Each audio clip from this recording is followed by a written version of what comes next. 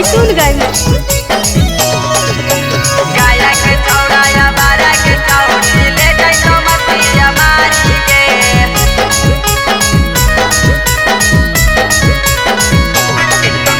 बच के रहिए न बदस छौड़ी आइलो बरतिया भारी गे बच के रहिए गाया के छौड़ी आइलो बरतिया भारी गे नवादा के छौड़ाया बारा के छौड़ी ले जाई तो मतिया मारी गे गाया के छौड़ाया बारा के छौड़ी ले जाई तो मतिया मारी गे बच के रहिए न बदस छौड़ी आइलो बरतिया भारी गे बच के रहिए गाया के छौड़ी आइलो बरतिया भारी गे नवादा के छौड़ाया बारा के छौड़ी ले जाई तो मतिया मारी गे गाया के छौड़ाया बारा के छौड़ी ले जाई तो मतिया मारी गे ले जाई तो मतिया मारी गे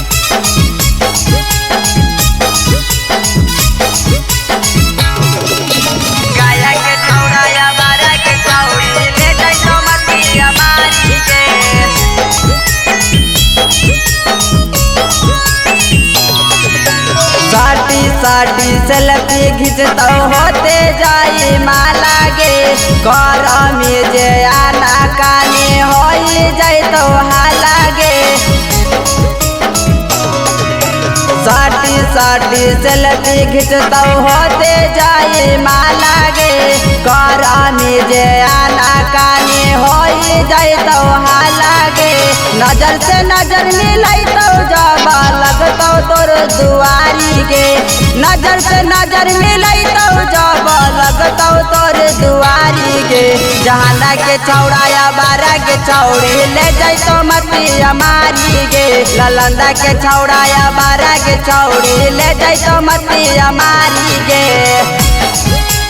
ले जाई तो मतिया मारी गे